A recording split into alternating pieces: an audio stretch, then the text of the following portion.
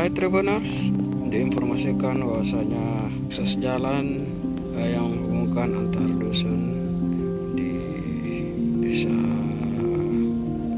Sido, kecamatan Samping Raja, Kabupaten Pardu, Sulawesi Selatan ya Tribuners, menggunakan kubangan saat musim hujan ya Tribuners. Ini jalannya ini rusak, tergolong rusak parah ya Tribuners, karena ini di hampir beberapa meter jalan ini Tribuners itu dipenuhi dengan kubangan Tribuners, banyak genangan air ini ya Tribuners.